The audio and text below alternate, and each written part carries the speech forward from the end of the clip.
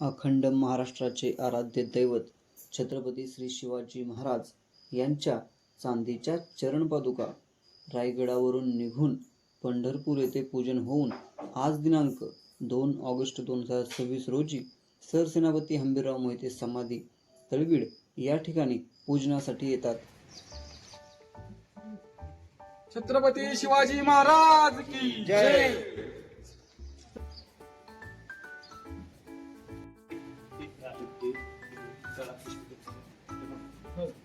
हो या.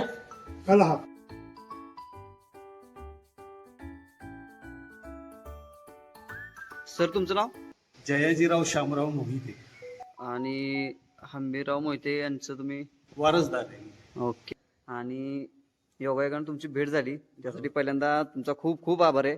असं काही नाही. हा. आणि सर, मला काय म्हणायचे, आता राजाराम महाराज सख्खे त्यांचे भाचे होते, बरोबर? बरोबर. मग त्यांनी छत्रपती संभाजी महाराजांच्या मागे ते का उभे राहिले, असं म्हणजे कसं काय?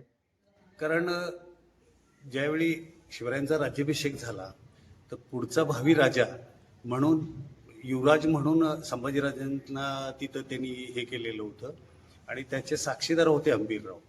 त्यामुळं संभाजी महाराज आणि गादीचे वारसदार मोठे असल्यामुळं संभाजीराजेच होते ना, म्हणजे सत्य ही परिस्थिती होती आणि त्याचे साक्षीदार होते हंबीरराव, म्हणून ते शंभूराजांच्या पाठीशी उभे राहिले. राजाराम महाराज अल्पवयीन होते आणि संभाजी महाराज हे थोडे कळते होते, त्यामुळं म्हणजे हे स्वराज्य सांभाळण्यासाठी ते सक्षम आहे म्हणून ते त्यांच्या पाठीशी उभे राहिले. बरोबर. आपण ही जी तोफ पाहतात ही छत्रपती शिवाजी महाराजांनी ज्यावेळी गोव्याच्या बंदरामध्ये डच आणि पोर्तुगीज आले त्यांच्याकडून ही तोफ घेतलेली.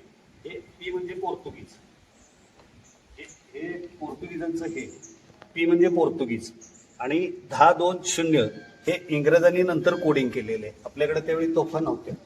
महाराजांनी काही सॅम्पल पीस घेतले, त्याच्यामधला हा एक, आणि याचं वजन आहे 2500 किलो, 2500 किलो. ही एकूण पंचधातूमध्ये आहे. ती सिंगल धातूची असल्यामुळं ही ब्लास्ट झाली तर ही तोफ कधीही तुटणार नाही, कारण ही सिंगल आहे आणि ह्याच्यामध्ये 5 धातू वापरलेले, मेटलमध्ये ही केलेली आहे. त्यामुळं ही उन्हामध्ये पण टेम्परेचर त्याचं तेच दाखवणार आणि सावलीमध्ये पण तेच दाखवणार. त्याचं वजन आहे 2500 किलो आणि ही त्यावेळी शत्रूच्या हाती सापडलेली. तर शत्रूच्या हाती सापडलेली हे ओळखायचं कसं, तर त्याला 2 होल असतात. म्हणजे ज्यावेळी म्हणजे 2 होल असतात तर एकामध्ये मेक मारलेली असते, तर ऐतिहासिक भाषेमध्ये त्याला बहिरी करणे असं म्हणतात, किंवा आपल्या मराठी ह्याच्यामध्ये समजावं म्हणून आपण मेक मारणे म्हणतो. तर आजही तो वाक्प्रचार आपण म्हणजे ह्याच्यामध्ये वापरतो. तर मेक मारणे म्हणजे काय, तर ते वाद जिथून घालायची, तर तिथे एक लोखंडी खुंटी जर समजा त्याच्यामध्ये ही केली तर तुम्ही वाद घालू शकत नाही आणि ती निकामी होती, ती उडू शकत नाही. त्याचा वापर तुम्हाला करता येतो. मग हे आपल्या सैन्यानं दुसरं होल मारलेलं आहे. मग ह्या होलमध्ये आता ही जिवंत आहे. ह्याच्यामध्ये वाद घातली की हे तुम्हाला वापरते. पण आता ह्या कालखंडामध्ये आपल्याला काही तोफ वापरायची गरज नाही आणि सध्या स्थितीमध्ये चालू येते. तर साधारण एक 3.5-4 फुटाची वात असते आणि बाजूला एक खड्डा असतो असं चौकोन, त्याच्यामध्ये पाणी असतं. तर ज्यावेळी तोफ उडवतात तर त्यावेळी ती वाद घातल्यानंतर म्हणजे पहिल्यांदा काय करतात, वाद घालतात. वाद घातल्यानंतर त्याच्यामध्ये दारू हे करतात आणि लाकडी बांबूनी प्रेस करतात. ठोकून हे ठासणीची बंदूक जशी असते त्या पद्धतीनं त्याचं हे केलं जातं. दारू घातल्यानंतर नारळाचं केसर असतं, त्याचे गोळे तयार करतात आणि ते आतमध्ये घातले जातात आणि त्याच्यानंतर लोखंडी दगडी गोळे किंवा तुकडे त्याच्यामध्ये हे केले जातात आणि उडवताना साधारण एक थोडे बिटमार म्हणजे वाद राहिल्यानंतर तो माणूस पाण्यामध्ये खड्ड्यात उडी मारतो आणि मग त्या तोफेचा आवाज होतो. पाण्यामध्ये काय होतं, आपल्याला आवाज येत नाही. ओपन ह्याच्यामध्ये जर त्याचा आवाज हे केला तर हार्टवर फुटून तो माणूस मरण्याची 100% शक्यता असते. त्यामुळे ते तंत्र त्यावेळी वापरतो. कारण ते विहिरीमध्ये, नदीमध्ये आपण उडी मारल्यानंतर आपल्याला कोणी आवाज दिला वरनं तर आवाज ऐकू येत नाही. वात आपण सुरुंगाच्या ह्याला वापरतो ना, तशाच पद्धतीची वात असते. अवजड यंत्रणा महाराजांनी कधी बरोबर नेली नाही, तर ह्याला 30-40 माणसं गुंतून राहणार. त्यामुळं त्यांनी अवजड यंत्रणा ही कधीही नेलेली नाही. तुम्हाला महाराजांच्या ह्याच्यामध्ये उंट, हत्ती, तोफा या गोष्टी तुम्हाला कधीही दिसणार नाही. कारण हे गनिमी तंत्र कावाचं फक्त गनिमी कावा म्हणजे गनिमी कावायचं शिवरायांचंच तंत्र वापरलं. तर तिथं 3,500 सैन्य 2 तुकड्या केल्या. एक गडाच्या पुढं हा. त्या सैन्याला दिसावं आणि फक्त लढायचं नाही, त्यांच्याबरोबर पळत राहायचं. तर त्यांना फक्त हुल देत राहायचं. हा, हा. हे सगळं सैन्य त्यांच्या पाठीमागं लागलं आणि 3,500ची एक तुकडी गडाच्या पाठीमागे ठेवली. 2 तुकड्या केल्या होत्या. 7,000 मधले अर्धे इकडं आणि अर्धे तिकडं. तर ते पुढचं सैन्य आपलं जे पुढं मार्गक्रमण करत राहायचं, पळत राहायचं, दिसायचं आणि एखाद्या गावामध्ये गायब व्हायचं. मग ते परत असं त्यांना जवळजवळ 15 कोस, त्यावेळी मैल फरलांग कोस हे शब्द होते. तर त्यांना ते घेऊन गेले पुढं इतक्या लांब.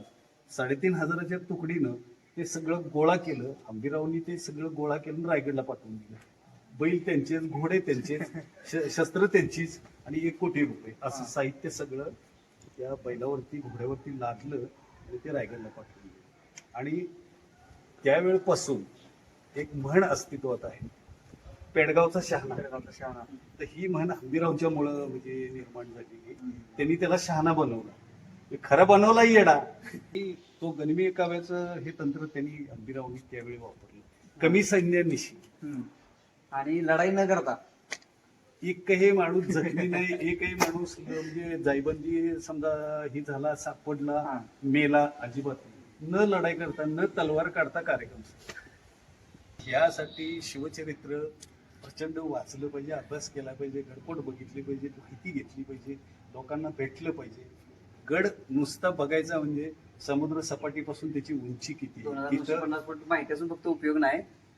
ऍक्च्युली समुद्र सपाटीपासून उंची किती, तिथं झाडी कुठल्या प्रकारची आहे, किती झाडी दाट आहे, रस्ते कसे आहेत, तिथं पाऊलवाटा कशा आहेत, तिथं वरचा टॉप किती मोठा आहे, लहान आहे, त्याच्यानंतर तिथला खडक कुठल्या प्रकारचा आहे, तिथलं हवामान कुठल्या प्रकारचं आहे, हवा वेगानं किती वाहते, हे सगळं अभ्यासलं पाहिजे.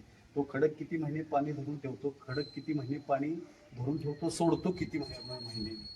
मग जर समजा तो 2 महिन्यात पाणी धरून ठेवत असेल तर तो किल्ला लढवता येईल परत आपल्याला. महाराजांनी कुठंही डोंगर दिसला आणि किल्ला बांधला अजिबात नाही.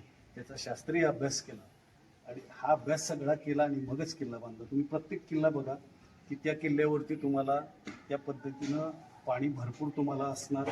मी बऱ्याच ठिकाणी बघितले की किल्ल्यावरती पाणी असते, किल्ल्याच्या विहिरीवर, गडावरती पाणी असते, पण किल्ल्याच्या खाली जी गाव आहेत तिथं दुष्काळात पाण्याची प्रॉब्लेम होते. तर तुम्ही सांगताय ते अगदी करेक्ट आहे. नाही, ते हे शास्त्रीय अभ्यास केला महाराजांनी. कुठेही गड बांधला नाही. तो खडक किती महिने पाणी धरून ठेवतो त्याचं उदाहरण पन्हाळा किल्ल्याला 6 महिने वेढा पडला. 6 महिने पाणी पुरलं. पाणी नसेल तर जनावरं जगणार नाहीत, माणसं जगणार नाहीत, तो किल्ला आपण लढवू शकणार. यासाठी महाराजांनी शास्त्रीय अभ्यास केला आणि मगच गडकोटाची निर्मिती केली. असं नाही कुठेही डोंगर दिसला आणि किल्ला बांधला, अजिबात नाही. ह्या तोफा जी आहेत तर पाण्याचे स्तोत्र जिथं असतील तर तिथं तोफा कधी उडवल्या जात नाही. कारण भूगर्भातले पाण्याचे जे हे असतात ते भूगर्भातले हे बदललं जातात. नळ येतात ना आपण म्हणतो त्याला, तर ते बदलतात आवाज. त्यामुळे पाण्याचे साठे असतील तिथे कधीही तोफा उडवल्या जात नाही, तिथे कधीही ठेवल्या जात नाही.